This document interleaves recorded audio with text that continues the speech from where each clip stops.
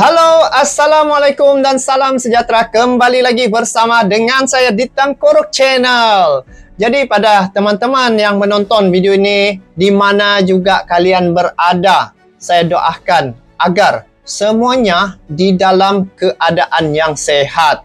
Dan ada berbaki berapa minggu lagi guys, Indonesia akan menghadapi timnas Australia di kualifikasi Piala Dunia 2026 round yang ketiga, grup C. Indonesia sekarang ini saya tengok berada di urutan yang ketiga. Sebelum Indonesia mengalahkan Arab Saudi, Indonesia berada di urutan paling bawah guys. Saat itu ramai yang begitu sedih ya, karena atas perbuatan dan juga kecurangan yang telah dilakukan oleh Bahrain ketika itu. Bahrain berlaku curang menggunakan wasit untuk memanjangkan tempoh perlawanan itu, sehinggalah akhir keputusan ya Indonesia dan Bahrain itu imbang. Sedangkan kalau dilihat ya, Indonesia permainan yang dimainkan oleh pemain-pemain timnas Indonesia saat itu memang cukup solid guys. Dan ini yang perlu dihati-hati ya, perlu berhati-hati ketika menghadapi Bahrain nanti di Gelora Bung Karno. Dan ada juga kabar bahwa Bahrain meminta ya AFC untuk sampai 10 orang ya untuk monitor, menjaga perlawanan Indonesia menghadapi Bahrain. Kenapa sampai ke tahap itu? Takutnya mereka sehingga meminta 10 orang daripada AFC untuk memantau perlawanan itu. Nah, tapi kalau di Indonesia di Gelora Bung Karno mereka kalah seko. Itu salah satu lah sebab Indonesia punya pendukung ini boleh memenuhi satu stadion itu, malah lebih lagi dari luar sampai di dalam stadion itu dipenuhi oleh pendukung-pendukung timnas Indonesia. Nah guys, ada juga berita dari media-media yang saya lihat ya, Jepang selalu ada melontarkan bahwa Indonesia ini akan lolos ke Piala Dunia. Sebab apa? Apa kekuatan dan apa yang mereka lihat pada timnas Indonesia? Jadi itu yang menariknya sekarang untuk kita bahas dan juga kita lihat apa perkabarannya. So, di sini dikatakan Jepang sebut Australia pengecut. Pengecut ya. Statement Pastor kejutkan tim grup C. Perang psikologis dimulai. Jadi kalau dilihat ya pemain-pemain Australia ini, ada juga kabar bahwa ada beberapa pemain timnas Australia ini menghadapi kecederaan. Dan ini peluang untuk timnas Indonesia ya, menggunakan peluang ini untuk melakukan yang terbaik menghadapi Australia. Tetapi kalau di Australia guys, dia punya liga ya, Liga 1, Liga 2, Liga 3. Sungguh pun Liga 1 begitu 2 atau 3. Mereka punya pemain-pemain ini bukan kaleng-kaleng juga ya. Itu kita kena tahu juga tuh, sebab pemain-pemain mereka ini banyak pemain-pemain yang bagus. Tetapi untuk timnas Indonesia apa kurangnya? Sekarang ini timnas Indonesia dihiasi oleh pemain-pemain yang berkelas. Grade mereka cukup luar biasa juga, dan antara tim yang termahal Indonesia. Jadi nilainya tuh guys, antara nilai tertinggi ya. Tetapi yang saya lihat dari segi pemain-pemain timnas Indonesia sekarang ini, ada 1 atau 2 orang yang nilainya cukup lumayan guys. Ini wow, begitu mahal ya guys. Tetapi itulah kenapa federasi sanggup membawa pemain ini semata-mata untuk membawa timnas Indonesia ini sampai ke Piala Dunia. Itulah harapan ramai orang, terutamanya pendukung-pendukung timnas Indonesia. Bayangkan suatu masa nanti Indonesia sampai ke Piala Dunia, lagu Tanah Airku dikumandangkan, ketika itu disoroti oleh seluruh media di dunia ini pada perlawanan itu. Apa yang akan berlaku? Sudah pasti Indonesia dari segi persepak bolaan negara Indonesia lagi terangkat, lagi dikenali, dan negara mereka secara tidak langsung akan terpromosi ke luar negara. Jadi apapun kita coba tengok di sini, kenapa sampai Jepang sebut Australia ini pengecut ya? Karena ya kalau dilihat ya, ketika Indonesia menghadapi beberapa laga di kualifikasi Piala Dunia round yang ketiga ini, keadaan ataupun suasana itu awalnya mereka melihat ya Indonesia ini adalah tim yang ya dikatakan lemah lah begitu. Tetapi apa yang telah berlaku ketika saat Indonesia tampil ya, di situ sudah bertukar. Menjadi ketakutan, menjadi ancaman pula pada tim-tim yang ada di grup C, sehingga Bahrain sendiri ya, dia telah menggunakan wasit untuk menggunakan itu sebagai mau mengalahkan Indonesia. Tetapi ya akhir keputusan perlawanan itu imbang. Tetapi inilah saatnya Indonesia ketika Bahrain bertandang ke Indonesia seharusnya melakukan yang terbaik dan juga kiranya inilah masanya untuk membalas dendam. Membalas dendam bukan yang berbalas dendam yang tidak baik, tetapi dari segi perlawanan itu hajar habis.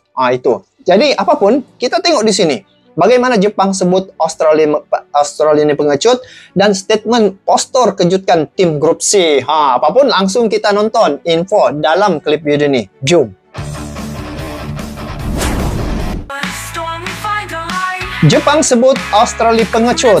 Kita dengar ini statement postur ini Gak terasa bulan Maret sudah berjalan lebih dari 1 pekan, di mana artinya babak lanjutan round 3 akan segera dimulai. Melihat pertandingan yang makin dekat, tentu saja masing-masing tim sudah menyiapkan skuad terbaiknya untuk menghadapi 2 laga di bulan Maret ini, termasuk Indonesia.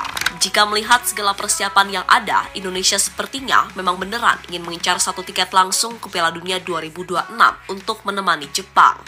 Menemani Jepang. Bahkan perubahan ugal-ugalan dilakukan oleh PSSI di awal tahun 2025 ini membuat tim-tim di grup C makin mewaspadai kekuatan Indonesia. Selain itu, hadirnya sejumlah pemain top dunia membuat calon lawan Indonesia di bulan Maret cukup kelabakan, terutama Australia. Mereka mulai khawatir karena akan sulit menebak permainan apa yang diperlihatkan Patrick Kluivert. Sukar ditebak nih guys. Dan hal inilah yang memicu perang psikologis antar tim-tim di grup C, sekaligus menentukan siapa yang layak untuk amankan 1 tiket langsung ke Piala Dunia 2026. Dugdak. Wah, itu. Jepang sebut Australia pengecut. Perang psikologis dimulai. Ini Bahrain nih, kita kena hati-hati guys. Dorang nih main guling-guling guys. Ini pemain Australia. Ya, sekitar 2 pekan lagi, timnas Indonesia akan melakoni 2 pertandingan penting melawan Australia serta Bahrain. Tentu saja penting bagi tim pelatih untuk segera menyusun soal nama-nama yang dipanggil. Pun begitu dengan pemain, mereka harus benar-benar jaga kondisi, karena pastinya 2 laga nanti sangatlah penting. Untungnya, Patrick Kluivert datang dengan kondisi timnas Indonesia yang sedang dalam kondisi bagus-bagusnya. Ditambah dengan manuver satset yang dilakukan oleh PSSI, membuat Coach Patrick CS dipercaya akan cepat beradaptasi dengan para pemain Indonesia. Tapi, Patrick Kluivert bersama tim kepelatihan baru punya tantangan begitu sulit. Apalagi di laga debut menangani skuad Garuda, Coach Patrick harus langsung berhadapan dengan raksasa sekelas Australia yang pada leg pertama ditahan imbang ketika bermain di GBK. Dan seperti kita tahu seksama, laga versus Australia adalah salah satu laga paling krusial untuk menentukan siapakah yang layak untuk mendapatkan posisi kedua dan membuka peluang mereka bermain di Piala Dunia. Maka dari itu, para asistennya siap ikut membantu memenuhi ekspektasi para fans yang berharap melakukan perlawanan di kandang 1000 kanguru tersebut.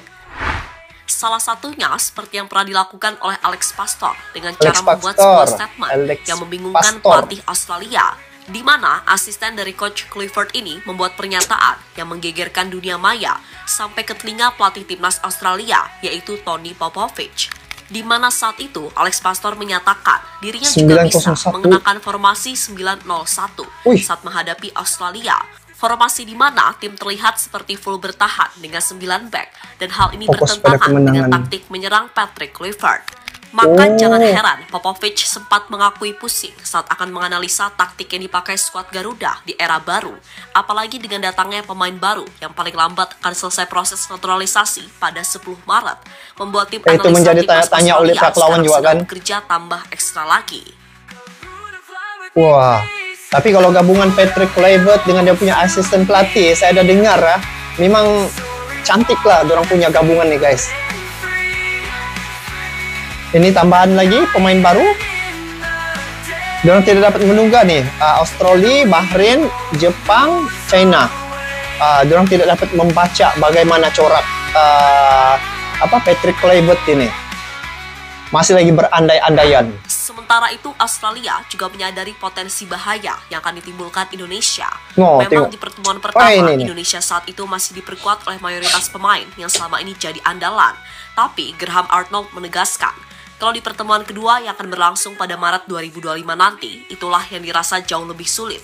Dan saat melihat manuver ugal-ugalan dari PSSI di awal tahun 2025 ini, membuat mantan pelatih Australia itu semakin menegaskan untuk mewaspadai kejutan-kejutan tak terduga dari timnas Indonesia. Berhati-hati juga Arnold pun menilai, pemain yang sekarang disiapkan pun beberapa ada yang levelnya bahkan di atas pemain Australia. Jay Itzas, Martin Paes, Tom Hage, Kelvin Verdonk, Ragnar Oratmangun, dan Sandy Walsh. Ditambah dengan hadirnya oleh Romani, Kevin Nick James, dan Joe Pelupessy, tentu saja akan membuat Indonesia makin kuat lagi. Dan atas dasar itulah kenapa di laga kandang nanti, Australia benar-benar akan melakukan apapun untuk menang. Jika nggak bisa dari sisi teknis, maka dari sisi non-teknis pun juga dilakukan. Seperti kabar yang sudah tersebar, yakni pihak Australia akan membatasi supporter Indonesia buat datang ke stadion. Ya, keputusan itu sendiri berkaca pada ngerinya dukungan supporter Indonesia meski main di luar negeri. Contoh paling nyata yang ketika Piala Asia kemarin. Untuk itulah sebisa mungkin sembari menyiapkan tim dengan matang, Australia juga akan melakukan sedikit trik nakal agar Indonesia nggak bisa berbuat banyak. Tapi saya respect lah pengurusan supporter di luar negara, guys. Memang cukup cantik, teratur ya. Diorang punya manajemen itu.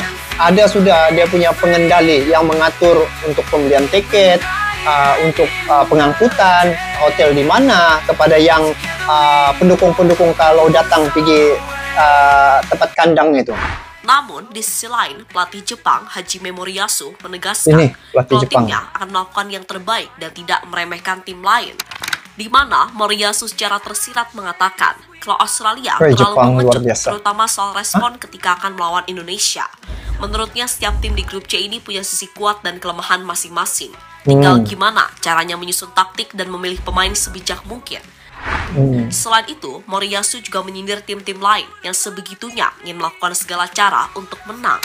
Baginya, kerja keras dan tekad yang kuat adalah kunci, dan ia percaya kalau timnya pasti bisa mengatasi setiap tekanan yang ada, karena Moriyasu pun sadar kalau timnya adalah yang paling diunggulkan. Jadi ia tak mau besar kepala sehingga terkesan meremehkan siapapun, termasuk Indonesia yang bahkan secara ranking bak bumi dan langit. Seperti yang diperkirakan, ini grup yang sulit. Babak final kualifikasi Piala Dunia adalah perjalanan yang sulit, dan kali ini kami akan menghadapi pertarungan yang lebih berat. Namun kami ingin menghadapinya dengan tekad dan keberanian, bukan dengan cara-cara pengecut. Pertarungan di Asia tidak akan mudah, tetapi bersama para pemain dan staf, kami akan memanfaatkan pengalaman kami dan apa yang telah kami bangun sebagai tim untuk berjuang hingga akhir. Kami mengincar kemenangan di setiap pertandingan. Saya meminta seluruh fans untuk bersama dengan kami dalam pertempuran ini. Ucap pelatih 55 tahun itu dilansir dari Soccer King.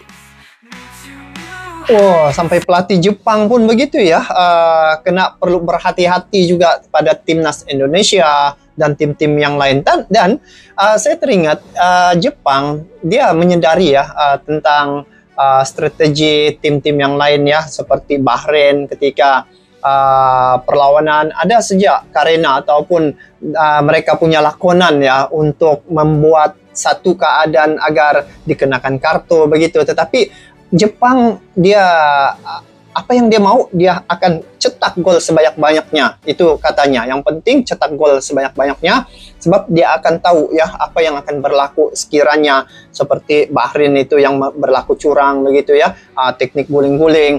Tetapi apa yang dapat di-highlightkan di sini bahwa untuk kedudukan timnas Indonesia sekarang ini, bila melihat dengan kemasukan gabungnya beberapa pemain baru, jadi di pihak lawan seperti Australia khususnya dan juga Bahrain, mereka tidak dapat membaca strategi dan juga bagaimana corak permainan timnas Indonesia sekarang ini, karena setiap kali tampil ya ada sejak pemain-pemain baru ya yang gabung dengan timnas Indonesia. Jadi untuk mereka menepati ya mereka punya percaturan itu rasanya tidak terlalu sempurna, karena ya dari segi pemain pun tidak dapat dibaca secara keseluruhan, secara total bagaimana corak permainan timnas Indonesia. Lihat sejak beberapa seri laga yang ditempuhi oleh timnas Indonesia sebelum ini, ada sejak kan pemain-pemain baru yang gabung dengan timnas Indonesia. Jadi itu salah satu mungkin kaedah yang dilakukan oleh Federasi Sepak Bola Indonesia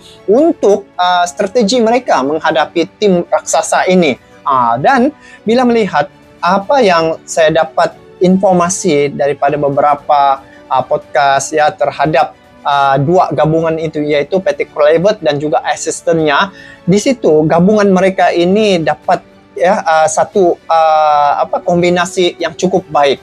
Dan ya bila kita melihat bagaimana Coach Sintayong kalau sebelum ini ya dia menggunakan beberapa formasi, dan ini kali Patrick Kluivert yang mana asal dari Belanda ya, dan mempunyai hubungan yang baik dengan pemain-pemain timnas Indonesia yang kebanyakan daripada mereka adalah dari Belanda. Jadi ini dari segi komunikasi akan mudah lagi untuk diserapkan kepada pemain-pemain ini. Dan tambahan pemain-pemain baru ini yang akan menyukarkan pihak lawan untuk menilai, untuk menganalisa siapa yang akan tampil. Itu biasanya ini kejutan yang dibuat oleh timnas Indonesia setiap kali tampil.